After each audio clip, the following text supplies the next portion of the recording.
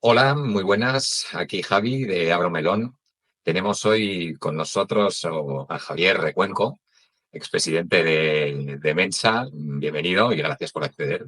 Un auténtico placer, encantado y gracias por la invitación.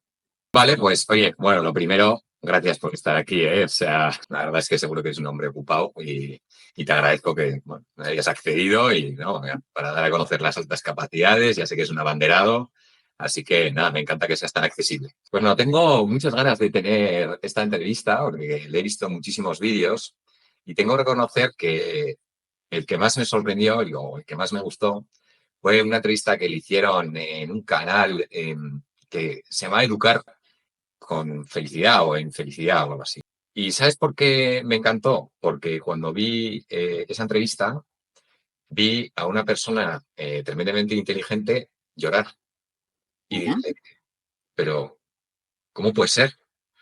¿Acaso las personas muy inteligentes estas cosas no las bloquean? O... Hay una confusión entre, digamos, de alguna manera, entregarle una importancia completamente desaforada a la parte racional Ujú. con respecto a tener actividad inteligente. O sea, no, yo personalmente creo que son cosas completamente desconectadas. De hecho, hay un, he reflexionado mucho sobre este asunto.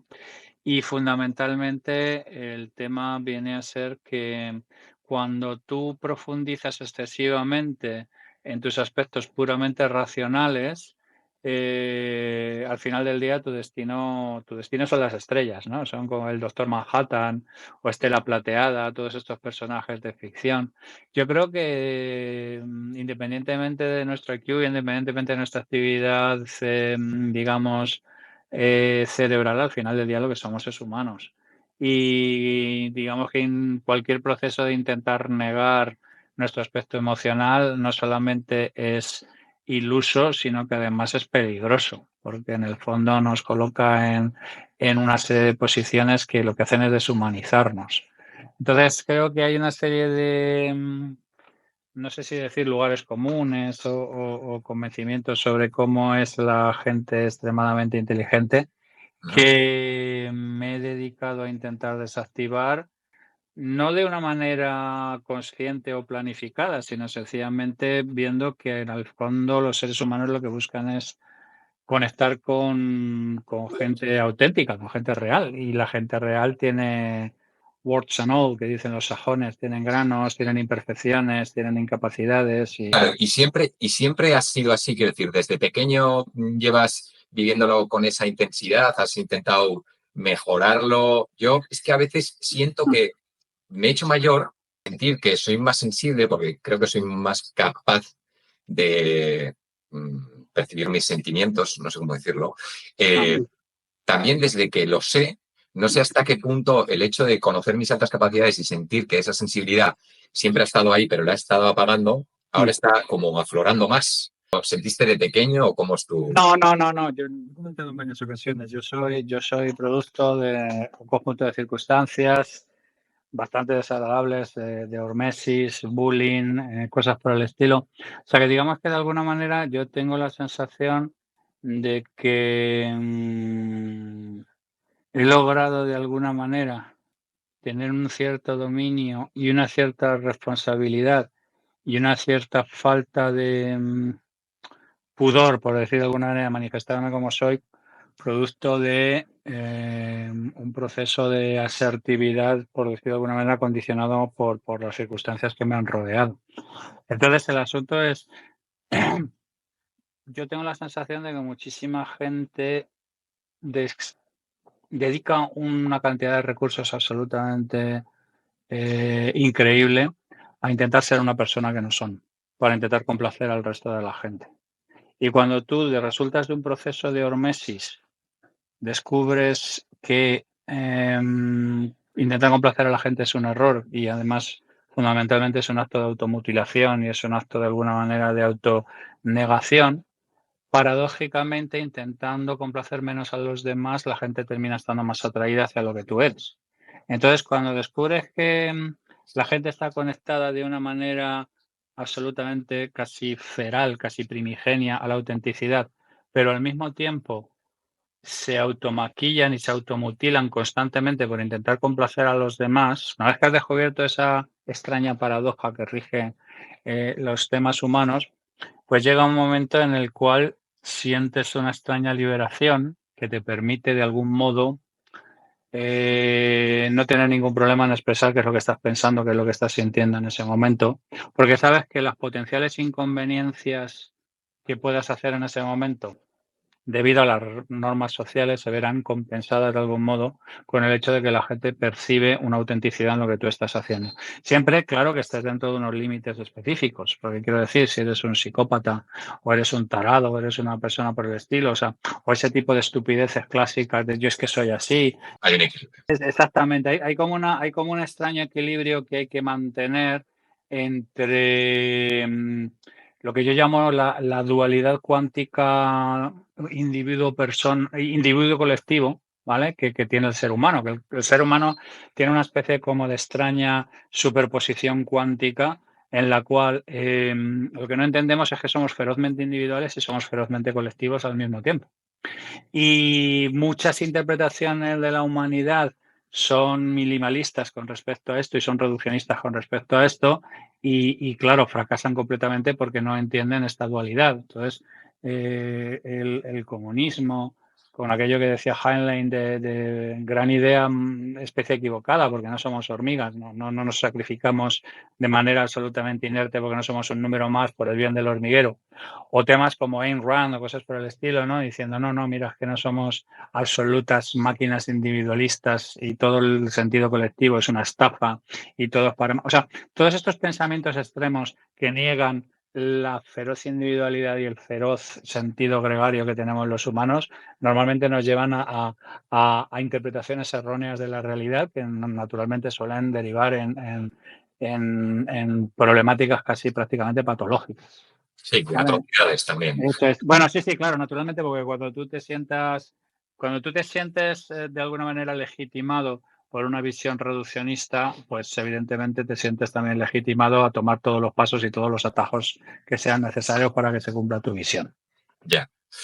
Vale, pues con respecto a este tema de sentirse diferente, y a la vez yo tengo una pregunta que es quizá curiosa. Yo, bueno, me leí el libro de Demasiado inteligente para ser feliz, pero cuando lo acabé dije, madre mía, qué oscuro.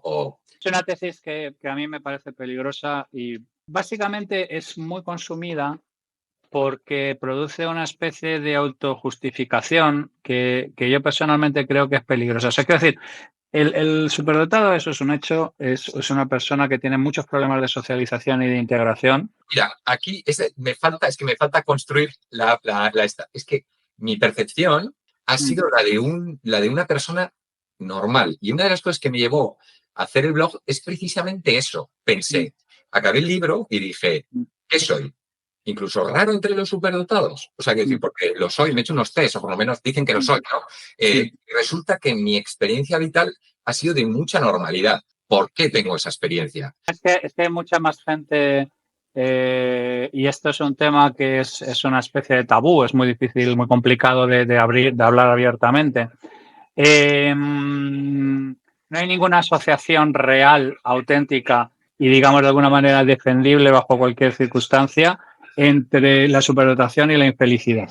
De hecho, la gente superdotada que es funcional emocionalmente suele ser extraordinariamente funcional. O sea, es gente que tiene un montón de amigos, que se lo pasa fenomenal, que es exitosa en cualquier en el que funciona. ¿Qué es lo que ocurre? Que normalmente el hecho de que generemos un entorno en el cual, digamos, de alguna manera somos separados, marcados o recogidos como gente diferente, lo que hace es dificultar nuestra socialización. Y a partir de la dificultad de la socialización, es muy complicado una persona que haya tenido problemas de socialización que sea, digamos, de alguna manera exitosa desde un punto de vista social. Y no caer en el victimismo. Y efectivamente, el problema fundamental a mí de la teoría de esto de demasiado inteligente para ser feliz es que te proporciona un easy way de justificar tus propias mierdas. Y hay un problema que no es muy diferente al que ha ocurrido con el feminismo, no es un problema. El problema fundamental es que cuando tú razón de ser y tu razón de existir es que eres una víctima, estás jodido. Porque ese sí que ese es un estigma que te acompaña a todas partes y que es profundamente estéril, además. Entonces yo siempre digo, mira, William James Sidis, ¿vale? Que es un tío que posiblemente sea la persona que tenga el mayor CI recogido. Yo siempre cuento su historia. Cuento que era una persona que tenía muchísimos amigos y que tenía muchísima vida social, pero que en lugar de usar la carrera académica que le tenía preparado su padre, que creo recordar que era un psicólogo de Harvard y cosas por el estilo, decidió hacerse bedel. O sea, decidió alejarse de las mierdas humanas. De hecho, la inspiración del personaje que hace Matt Damon en el indomable Will Hunting. Pero bueno, pues esta persona tenía sus fiestas, tenía sus amigos, se lo pasaban fenomenal. Yo cuento de vez en cuando la anécdota de que muchas veces en fiestas y cosas por el estilo, él jugaba con sus amigos a que resolvía el crucigrama del New York Times a ciegas, después de haberse leído una vez, todo horizontales y todas verticales.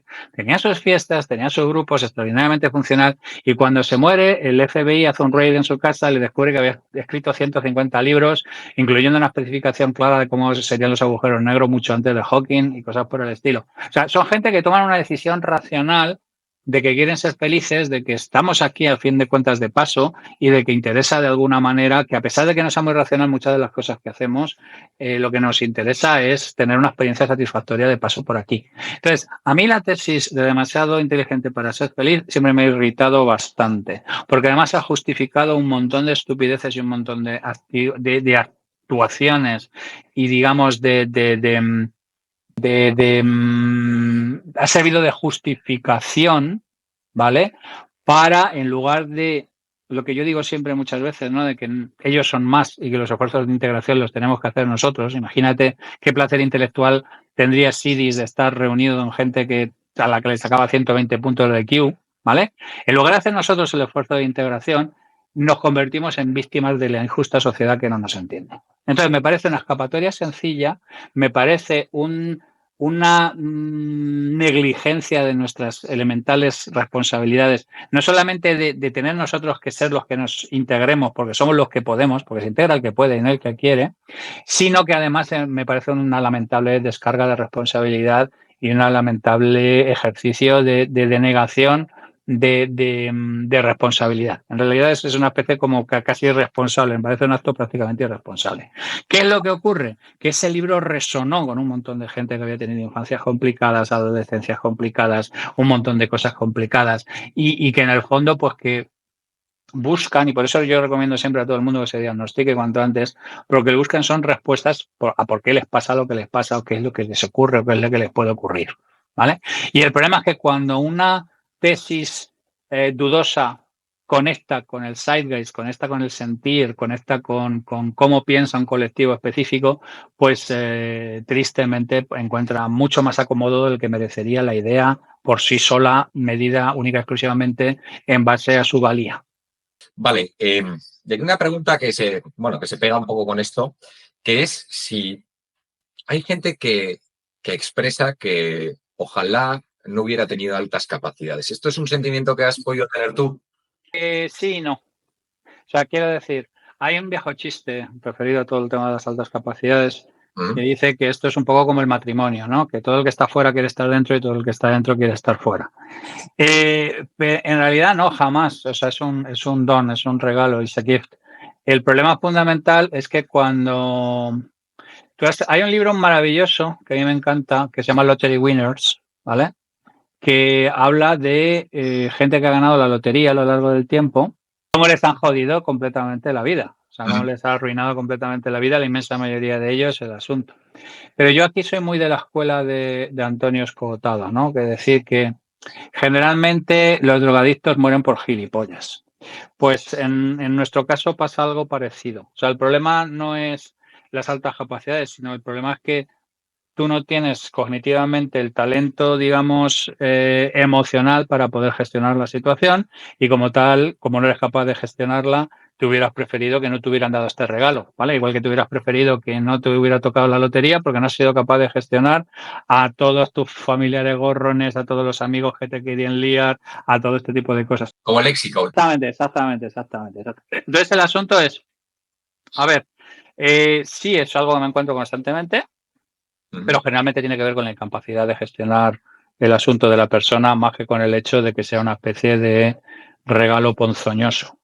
Hay una frase que es un clásico, aquello de cuidado con lo que pidas, que igual te lo conceden, y muchas veces es por nuestra incapacidad real de entender las consecuencias de las cosas que pedimos y de entender las consecuencias de las cosas que deseamos en un ámbito puramente abstracto.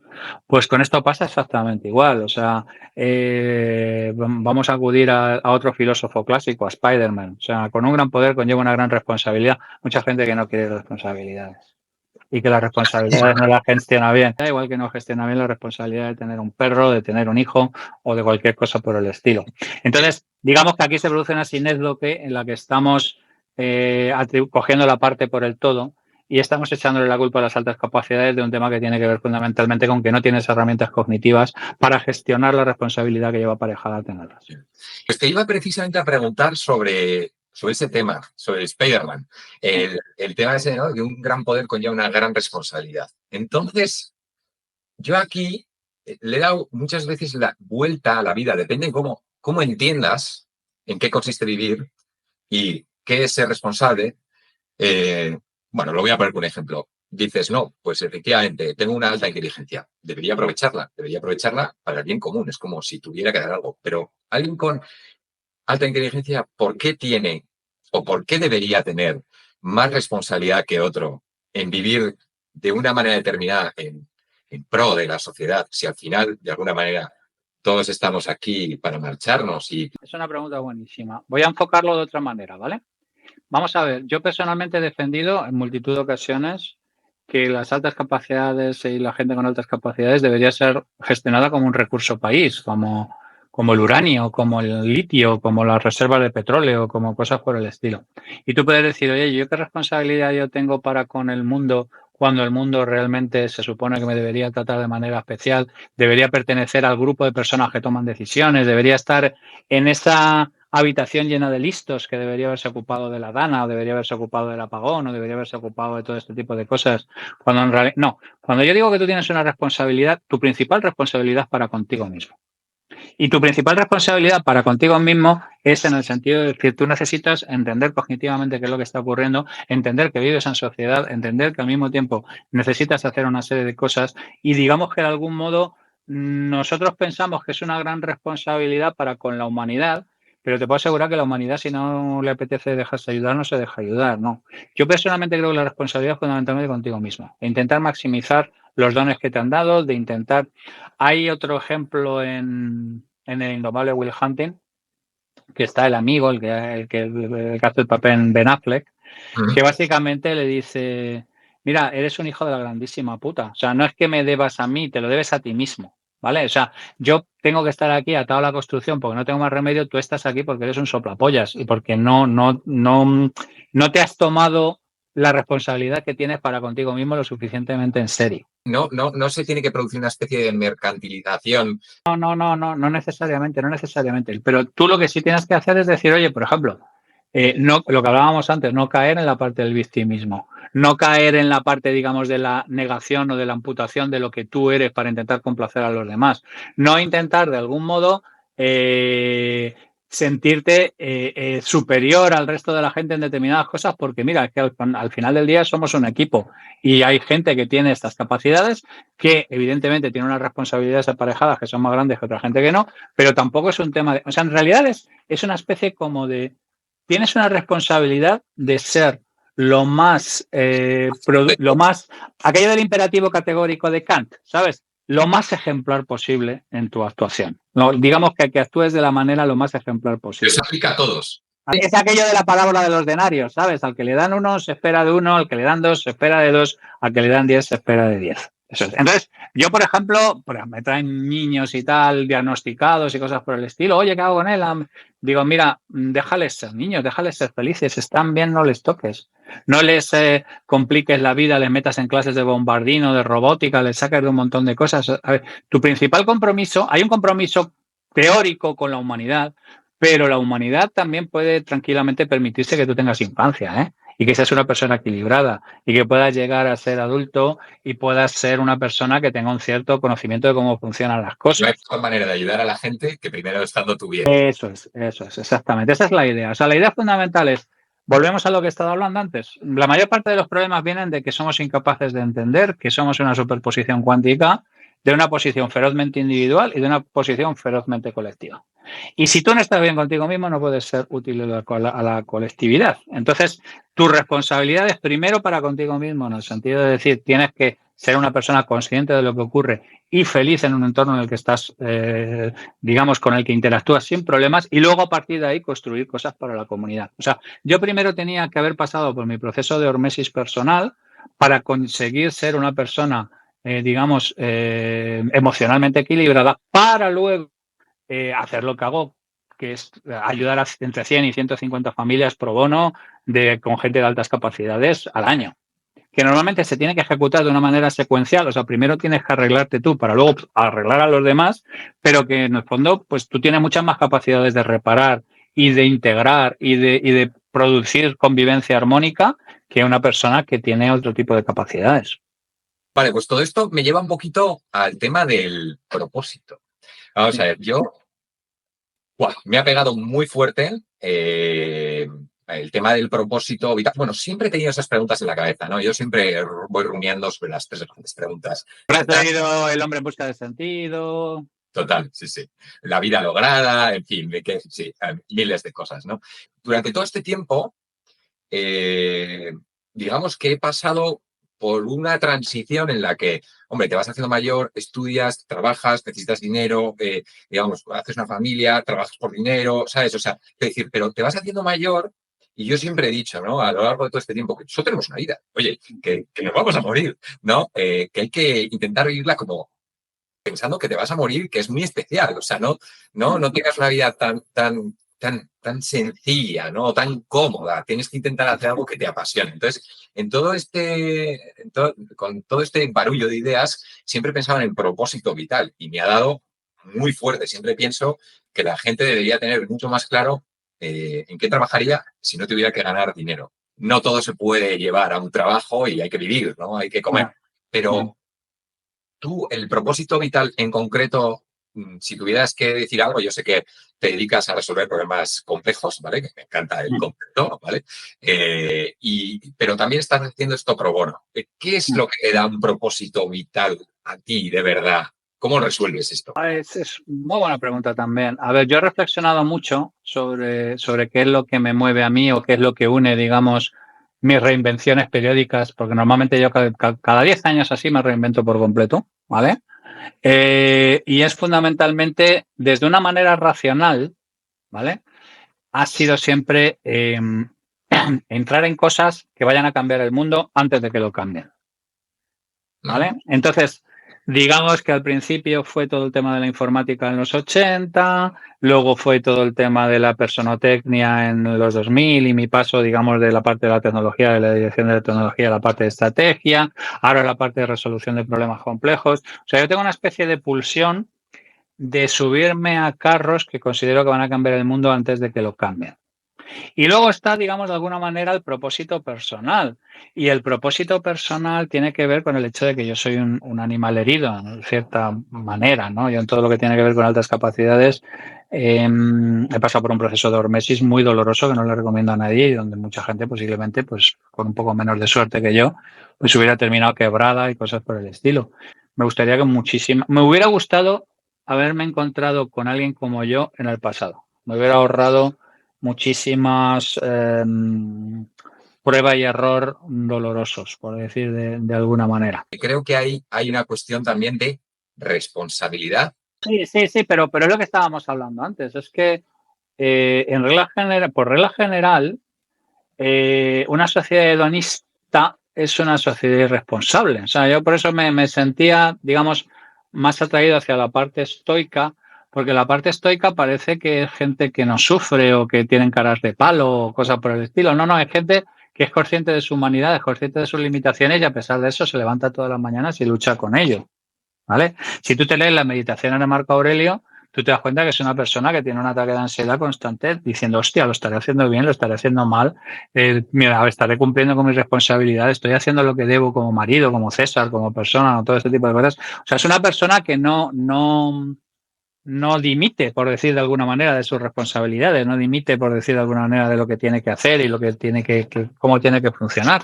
Y yo creo que es importante una cierta responsabilidad porque en el nihilismo extremo, el hedonismo extremo, son cosas y son posturas vitales que yo respeto porque una de las cosas principales que hago es que cada uno haga con su vida lo que le salga de los cojones, pero me parecen temas profundamente estériles y que en un momento dado te llevan a sentarte en el borde de la cama diciendo, pero ¿qué cojones estoy haciendo? ¿O por qué estoy haciendo esto? ¿A dónde me lleva esto que estoy haciendo?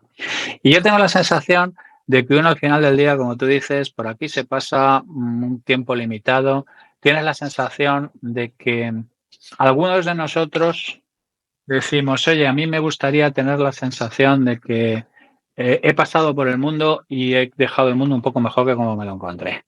Sí. Y eso tan ridículo, tan infantil, tan ingenuo, tan no sé cómo que lo quieras llamar, puede perfectamente ser parte de un propósito de una persona. Y como el propio, hablábamos antes del hombre en busca de sentido, allí se habla de que la gente que primero moría en los campos de concentración no eran los más débiles, no eran los más... Era la gente que no entendía qué hacía allí, que no había asumido la realidad, que no comprendía cómo era posible que habiendo sido un abogado prestigioso en Viena hubiera terminado allí, que este no era su sitio. Que la gente que no es capaz de gestionar de alguna manera que la vida son idas y venidas, de algún modo. ¿Vale? Y que no es capaz de gestionar este tipo de cosas. Entonces yo creo que esta combinación de cosas, una vez que las gestionas, te pueden hacer tu vida muy placentera porque si eres una persona que tiene un propósito, si eres una persona que tiene una misión, si eres una persona que tiene las herramientas cognitivas para llevarlas a cabo, tienes muchas papeletas de que el día que te toque doblar el pico digas, oye, pues ha estado de puta madre, me lo he pasado fenomenal, nos hemos dado unas cuantas vueltas en la montaña rusa y ha sido un viaje maravilloso. Estoy bastante de acuerdo porque hay una cosa, hay muchas veces que empiezas a tener pensamientos, ¿no? Que abruman y que llevan generalmente a callejones sin salida, en los que hay un salto de fe, no un salto de fe hacia Dios, sino yo lo que sé o lo que puedo descubrir con mi cabeza, pues me para aquí y tengo que admitir que puede ser esta respuesta o esta respuesta. Pues, por ejemplo, puede ser con la existencia de Dios, puede ser con cómo nos crearon, para qué estamos aquí, si hay determinismo o no, en fin, muchas cosas. Si llegas a un sitio, ¿no? Que es la pastilla roja o la azul, solo tienes la capacidad de elegir, ¿no? Porque no sabes la respuesta. A falta de respuestas, elige la que tira hacia arriba de ti, no hacia abajo. Entonces, un nihilista, alguien que dice, no, todo está determinado, alguien que dice, no, tal, y digo, bueno, pues ya, ¿por qué no vives con esperanza? ¿Por qué no eliges la que tira hacia ti, hacia arriba? No tienes respuestas igualmente, pero créete que tiene sentido, ¿sabes? Porque si no... De hecho, yo he hablado muchas veces siendo yo ateo como soy, de que yo soy un ateo católico. O sea, soy ateo agnóstico porque no creo en Dios, no soy capaz de probar su existencia, pero sí sé perfectamente a qué comunidad pertenezco y quiénes son los míos y bajo qué criterios he sido criado y cosas por el estilo. Y siempre he dicho, creo que fue en otra entrevista, que la racionalidad es algo que al principio te aleja de Dios, ¿no? Porque rápidamente dice, bueno, esto es una pamema, esto no se lo cree nadie, ¿qué cojones estamos hablando? Pero luego en el tiempo te devuelve a Dios. Y a Dios, digamos, como un concepto espiritual de trascendencia, de algo más allá de lo que es el mero pensamiento racional. Porque sigo insistiendo que los pensamientos racionales son profundamente estériles, te llevan rápidamente al nihilismo y realmente uno termina... aunque solo sea por temas utilitaristas, es bastante jodido vivir una vida sin propósito, vivir una vida sin sentido o de algún modo... Práctico, pragmático con eso, porque es que si no te lleva al abismo. Entonces, claro, bueno, a ver, tú hablas, hablando del abismo, ¿no? Nietzsche. Claro, es que él lo tenía clarísimo. Nietzsche es una de las personas más inteligentes de la historia de la humanidad. Nietzsche, además, tiene el curioso honor de ser una de las personas más mal interpretadas de la historia de la humanidad. O sea, para justificar un montón de gilipolleces se ha apelado a Nietzsche cuando no se ha entendido una puta mierda de lo que quería decir. Pero claro, Nietzsche es una persona también que la primera vez que se va de putas pilla la sífilis y a partir de ahí se va a tomar por el culo porque se... O sea, quiero decir, en el fondo te echas a mirar y dices, vaya un pobre desgraciado. Pero él tenía clarísimo que muchas de aquello de que cuando el abismo lo miras y te devuelve la mirada, él entendía muchísimo de una manera intuitiva que las actitudes vitales tienen que ver fundamentalmente con las actitudes internas. Por eso estábamos hablando antes de curarte tú primero antes de salir a curar a los demás, o antes de hacer absolutamente nada. Si tu vida no tiene un propósito porque no se lo has encontrado y no has sido capaz de articular intelectualmente o emocionalmente por qué vivir, pues a partir de ahí lo único que puedes transmitir es Lustmord, ¿vale? Es aquello del placer, de la lujuria de la muerte, aquello que la literatura moderna o la mitología moderna se ha llevado a Thanos y el amante de la muerte y este tipo de cosas, pero es una filosofía que ha pasado por un montón de temas. Y yo, sinceramente, soy bastante vitalista. Si tú has visto el estudio de Harvard de la gente que estaba a punto de morir, de qué se arrepiente o de qué hace y cosas por el estilo, eso es un manifiesto completamente vitalista de gente ya que ha entendido qué es importante y qué no es importante en la vida. Y el problema es que mientras estamos haciendo cosas y mientras estamos yendo de comida en comida, pues a veces perdemos el oremus sobre qué es importante y qué es relevante y qué no es relevante. Y el problema fundamental es que cuando una persona, y esta secularización nos ha traído un problema, porque claro, nos ha digamos, de alguna manera, sacado muchas veces de determinado oscurantismo, pero en cierta manera también nos ha truncado por completo nuestro afán de buscar un propósito que nos trascienda a nosotros. Y eso es importante. No es importante tanto la religión, que la religión ha tomado 1000 formas diferentes y evidentemente es un tema que es más que discutible su veracidad, su existencia y cosas por el estilo.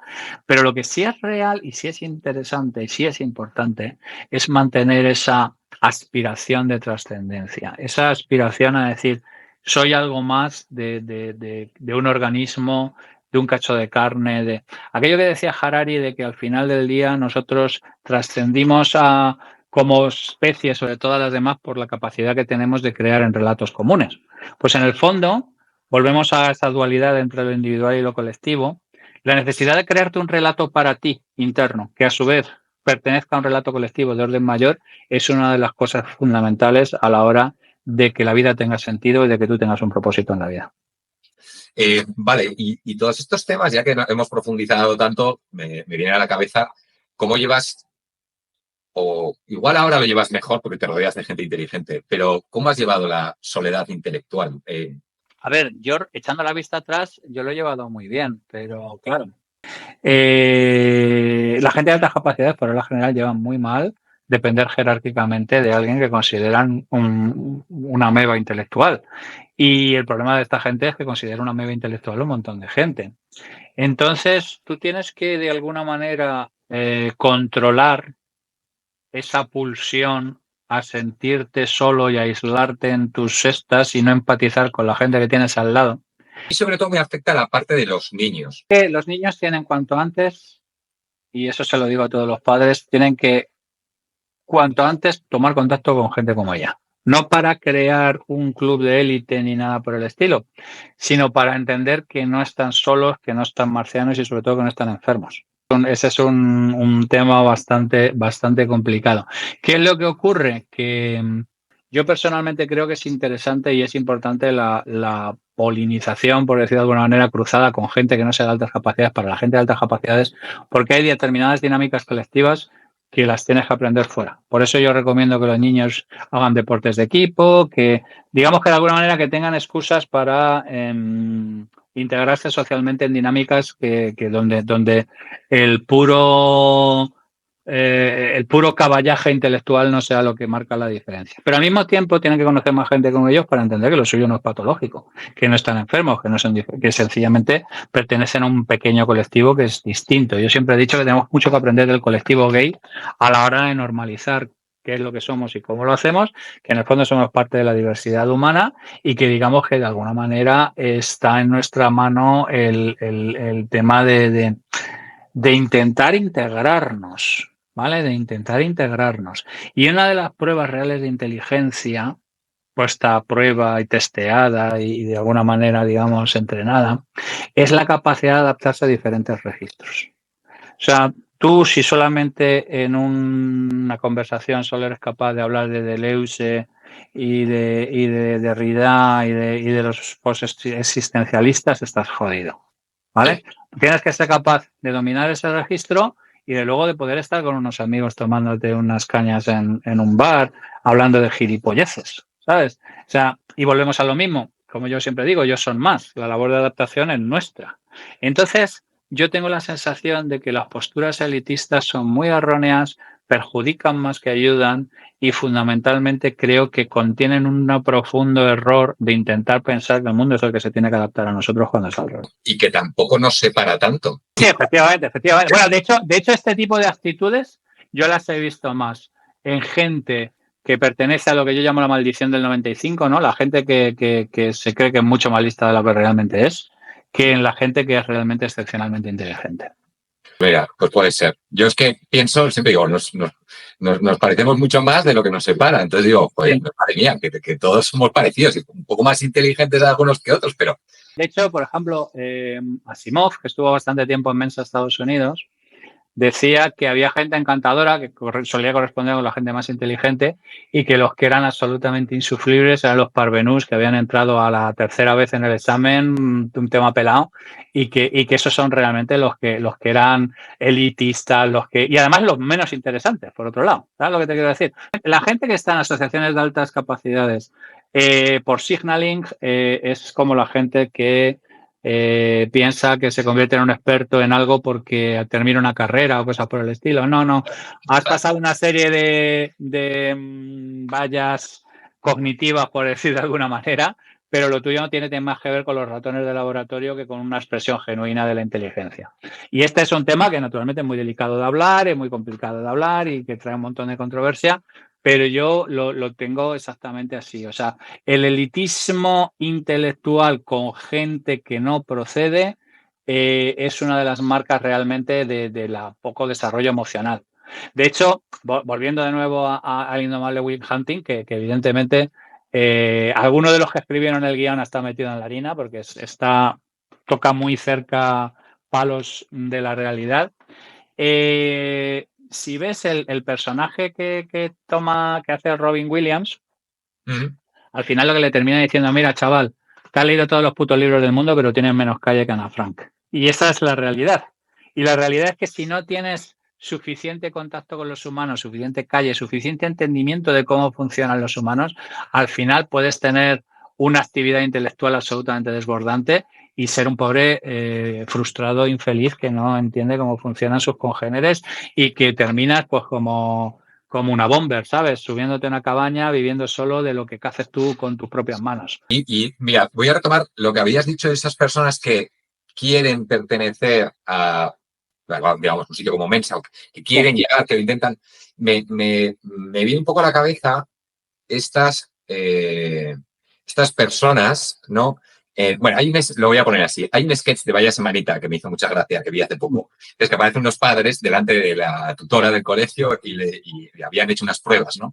De estas, a ver si alguien es neurodivergente, tiene algún tipo tal. Y entonces la tutora les dice, oye, tengo una noticia para vosotros. Y los padres preocupados, ¿no? Y dice, sí, diga. Y dice, bueno, su hijo es normal. Y entonces los padres se asustan y dicen, ¿cómo que normal? No tiene ningún TDAH, una cosita de aquí, unas altas capacidades. ¿Alguna neurodivergencia, alguna doble excepcionalidad? Y es muy gracioso. Entonces al final el padre coge y dice, oye, pero esto de ser normal, en verdad, no es normal, porque todo el mundo tiene algo. Entonces puedo decir que mi hijo siendo normal no es normal. O sea, que la nueva normalidad es... Y es muy bueno, ¿no? Me hizo mucha gracia cómo le da la vuelta y eso es genial. Sí, no, bueno, a ver, no deja de ser un retruécano porque es un tema de esto, pero algo de esto hay. Yo he trabajado muchísimo tiempo en personotecnia, todo lo que tiene que ver con el deseo que tenemos de fundamentalmente ser reconocidos como gente singular, ¿vale? Como personas no repetibles y, digamos, de alguna manera, no esto conecta con una pulsión profundamente nuestra que la mayor parte de los animales gregarios no tienen, ¿vale? Pues los animales gregarios se conocen como parte de un colectivo y son perfectamente capaces de sacrificarse por el colectivo y no hay una conciencia individual como la que tenemos nosotros.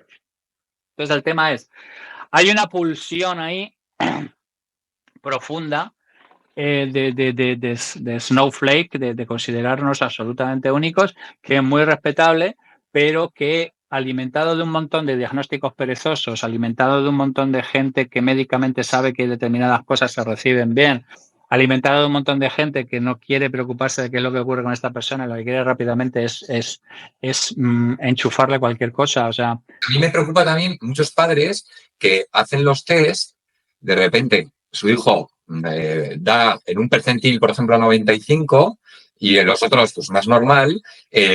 Hoy en día, algunas cosas de esas, en algunas comunidades se puede considerar altas capacidades porque da un perfil 95 y quieren como que piensan que ya entonces a su hijo le va a pasar todo lo que le pasa a un superdotado que igual tiene un CI de 140. ¿Me explico? Entonces, hay diferencia real entre, oye, vale, hay una parte que ha salido alta, está bien, pues tu hijo razona bien y hay que tenerlo en cuenta, ¿no? Pero cuidado con las expectativas que pones en lo que tiene que hacer tu hijo, lo que esperas de tu hijo o colgarle la etiqueta de altas capacidades porque... en un entorno en el cual hay un profundo desconocimiento de cómo funciona todo esto, pues la mayor parte de la gente rellena con lugares comunes su desconocimiento de cómo funcionan este tipo de cosas. Entonces aquí el problema fundamental es que ni los padres ni desde luego las instituciones académicas normalmente tienen las suficientes herramientas cognitivas para gestionar temas de altas capacidades. Por eso la inmensa mayoría de los proyectos y los programas que funcionan en los colegios y cosas por el estilo no funcionan porque no entienden realmente cómo opera este tipo de gente. Entonces el asunto es en donde existe el desconocimiento, existe el temor y existen las asunciones erróneas y existen un montón de cosas que yo considero que son profundamente peligrosas. Pero todo parte de lo mismo. ¿Vale? Ni los profesores, ni los padres, ni la inmensa mayoría de la gente con la que yo hablo a lo largo de un año tienen la más mínima preparación para operar en unas condiciones de este asunto. Y entonces, entre que no están preparados y encima que son conscientes de que no están preparados y eso les induce angustia, pues todo se lleva de una manera muy dolorosa, con muchísimo coste emocional, tanto para el niño como para los padres, que además por el camino la mitad de ellos descubren que es que ellos también lo son. Y entonces cierran un montón de paréntesis y de preguntas que han tenido históricas a lo largo de su vida de por qué ha ocurrido. Porque claro, si ahora hay infradiagnóstico, imagínate hace 40 años. O sea, quiero decir, esto era Sí, yo lo he escrito mucha parte de mi vida. Entonces estamos ahora mismo en la peste negra, macho. O sea, tenemos una enfermedad que nadie sabe qué es lo que causa, que hay doctores por ahí vestidos con disfraces de pico de estos de grulla, repartiendo hierbas y haciendo mierda y recogiendo cadáveres de todos los sitios para quemarlos en piras, porque no tenemos ni puta idea de qué es lo que pasa ni por qué pasa. Ya. Oye, y sobre el tema de compartir, yo creo que compartir siendo superdotado ciertas cosas. Vamos a ver, a veces todos somos seres sociales, ¿no? Entonces, cuando muchas veces queremos compartir cosas, ¿no?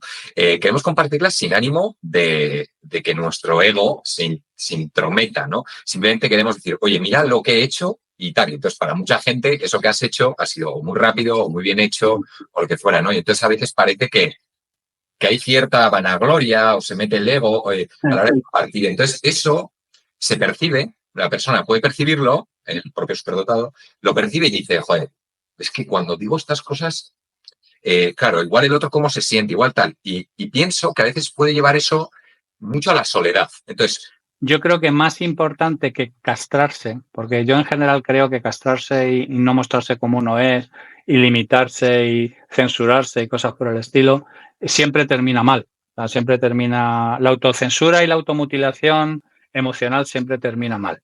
Es importante entender que la gente no percibe la realidad como es, sino como muchas veces como su propio cerebro le hace que la perciba para no colapsar. Entonces yo, una de las cosas más liberadoras que les digo a estos chavales es la capacidad de decir, mira, tú eres responsable de hacer genuinamente lo que piensas, pero no eres responsable de cómo la gente interprete las cosas. Entonces, el asunto es, una vez que te liberas de ese tipo de responsabilidad, sencillamente utilizar la prudencia para saber que son una serie de cosas que se tienen que ser malinterpretadas, pero que no tienes por qué castrarte, ¿sabes? Porque la castración es un tema que se va acumulando y se va acumulando y se va acumulando y se va. Sí. Hay gente que sale de su casa, se pone el personaje y a lo mejor cuelga el personaje cuando vuelve a su casa.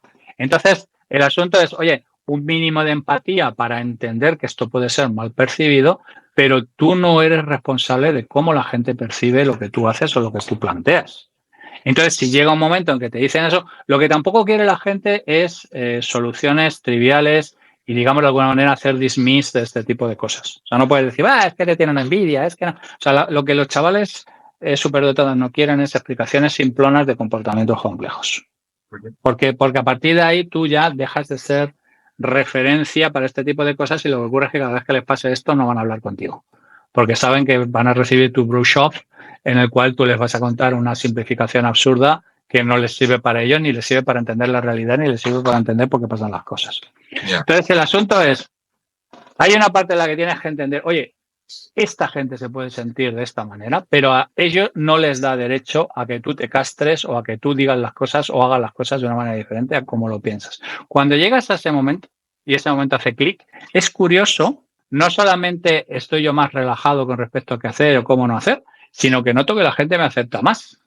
Porque insisto, es que nosotros estamos programados para detectar la autenticidad, pero en los negocios, en un montón de cosas, eso no quiere decir que haya gente que no nos engañe. ¿Vale? Sí. Pero nosotros una de las cosas que más apreciamos es la autenticidad. Estamos más dispuestos a perdonar a gente que comete un error y que pide perdón de manera honesta que a gente que hace pequeñas cosas pero que es incapaz de reconocer la realidad y que tú te das cuenta de que está de alguna manera en una especie de teatro, en una especie de pantomima. Nosotros tenemos una repulsión natural hacia la gente que no es auténtica. La gente que se puede leer, que es transparente. Y sí.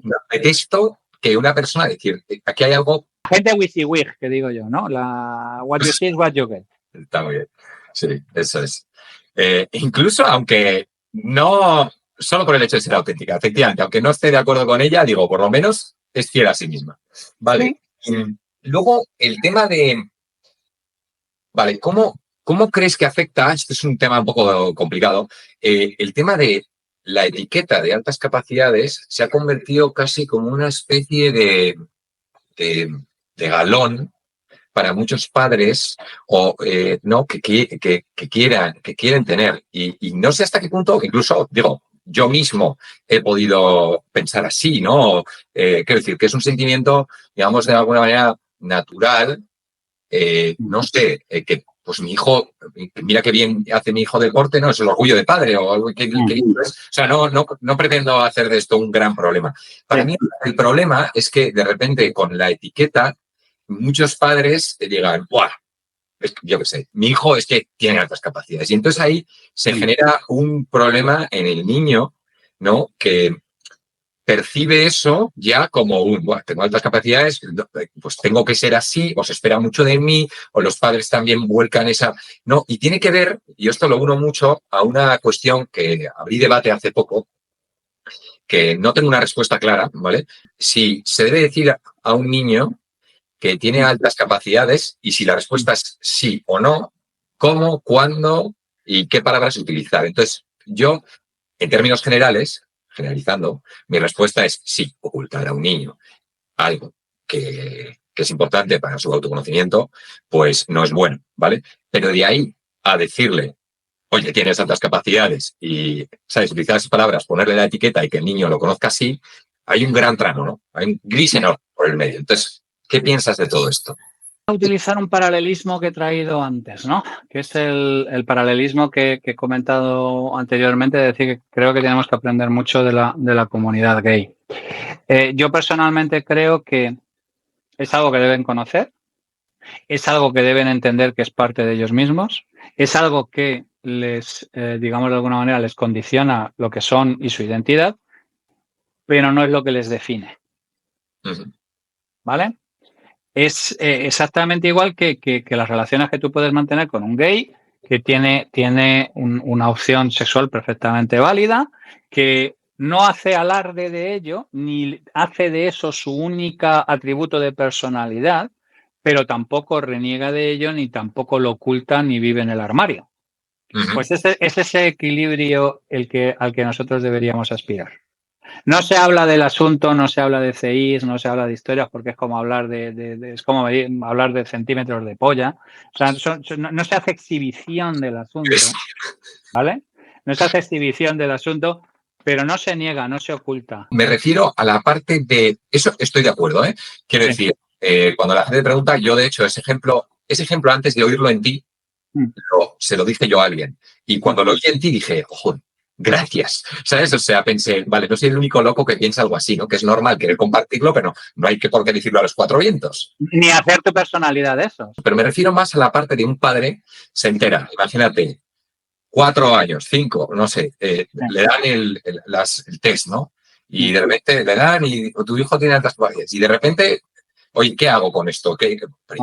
Primero, igual, es que tú tienes altas capacidades. Te has hecho un test y ¿sabes lo que implica? Oye, intenta conectar todo eso, cómo fue en tu vida, y luego me dices si estás confuso, ¿no? Y luego a ver cómo se lo transmites, porque, oye, que todos estamos en un proceso de... Los niños, y particularmente los de altas capacidades, no son idiotas, ¿vale? Lo que tienen es desconocimiento de un montón de cosas.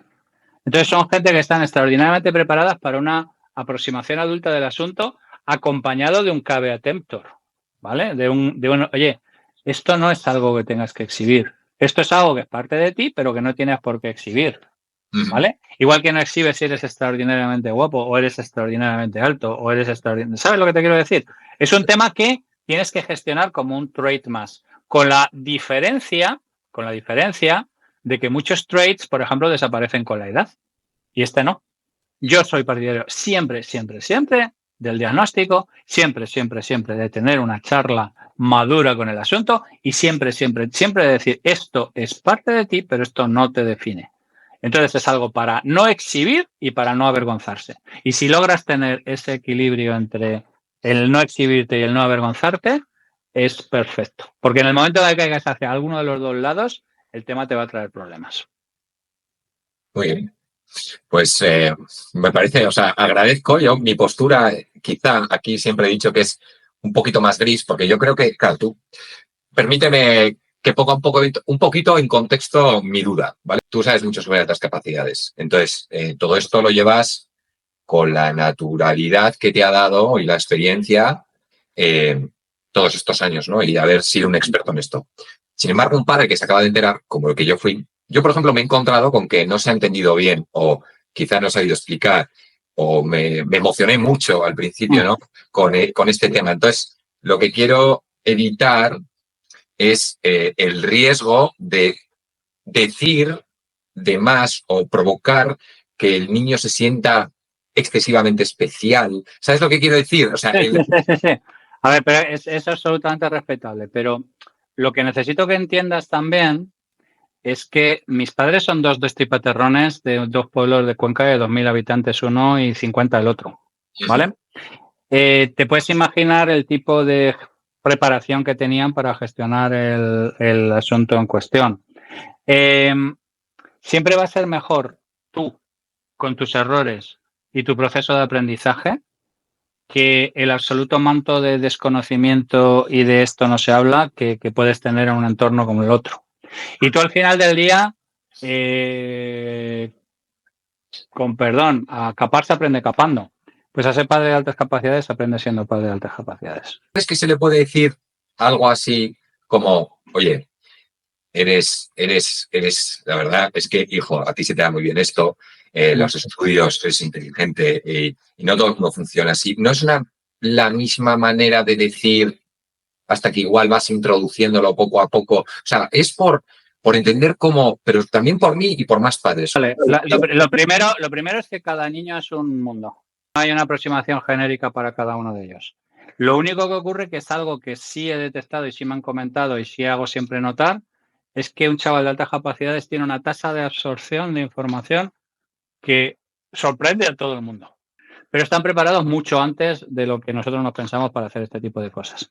Entonces, yo personalmente, este tipo de historias que además les van a afectar a ellos en su día a día, no entiendo ninguna otra aproximación que no sea la sinceridad absoluta. Y el planteamiento absoluto de cuál es el asunto y el planteamiento de lo bueno y lo malo y de las situaciones en las que va a estar. Ni un discurso de Star Child, ni de elegido para la gloria, ni nada por el estilo, ni un discurso de, ay, hijo mío. Yo siempre menciono el documental. ¿Has visto el documental de Antonio Vega, este de Tu vida entre otras mil? Pues échale un vistazo porque es fenomenal, porque sale su madre, ¿vale? Hablando de su hijo y hablando de cómo fue al colegio, cómo le hicieron un test. Y le dijeron, bueno, le dijeron que era superdotado y tal. Y la madre dice inmediatamente, y me dijeron que esos eran los peores. Y la madre pone la típica cara como si le hubieran diagnosticado ELA al hijo, ¿sabes? O cualquier cosa por el estilo. Macho, ni una cosa ni la otra. Ni que se sienta que es un elegido por los dioses para hacer este tipo de cosas, ni francamente tienes la enfermedad de Gehrig, ¿sabes? O sea, no. Tiene que ser una cosa en la que decir, oye, mira, este discurso, volvemos a lo mismo de Spider-Man, de gran poder, gran responsabilidad, la parte de no esconderlo pero no exhibirlo. Hay una serie de tips básicos sobre los que pivotar y luego entender que cada niño es un mundo y que ellos tienen una capacidad de entender la situación y de gestionarla muy superior a la que normalmente les concedemos porque son niños. Con estas coordenadas, luego gestionar el contexto. Y el contexto es que cada niño, volvemos a lo mismo, es un universo en sí mismo. Hay algunos que por ejemplo, yo digo una cosa, tu hijo es feliz, está bien integrado, está socialmente esto y tal, déjale en paz. Déjale en paz, déjale ser niño, déjale que disfrute todo este tipo de cosas, no le adelantes 2 clases y le hundas socialmente y le obligues a estar con gente que no le va a considerar nunca parte de los suyos, aunque intelectualmente esté ahí. Déjale en paz, déjale ser niño. Tú estás aquí para garantizar que sea, en la medida de lo posible, feliz. Y para que tengas, como dice mi amigo Pedro Herrero, la luz de la cocina abierta para cuando se hostie, poder irse allí a recuperar y a recomponerse. No, tu obligación no trasciende a eso. Si es feliz, déjale en paz. De hecho, insisto, ¿qué gente me llega a mí? La gente que no es feliz. Y si me llega gente que está preocupada como padre y su hijo o su hija funciona perfectamente, es funcionalmente operativo, yo el primero que le digo es déjale en paz. Y luego ya cuando sea mayor, que gestione este tipo de cosas como mejor crea, pero si es feliz, déjale en paz. Porque eso es lo más difícil de conseguir. Con mucha diferencia. Vale, Javier. Pues nada, muy agradecido por esta charla. Creo que todo el mundo habrá aprendido unas cuantas cosas. A mí me ha encantado. Ha sido un auténtico placer. Gracias por la invitación y espero haber sido útil a alguien. Por supuesto. Gracias. Hasta luego, Javier.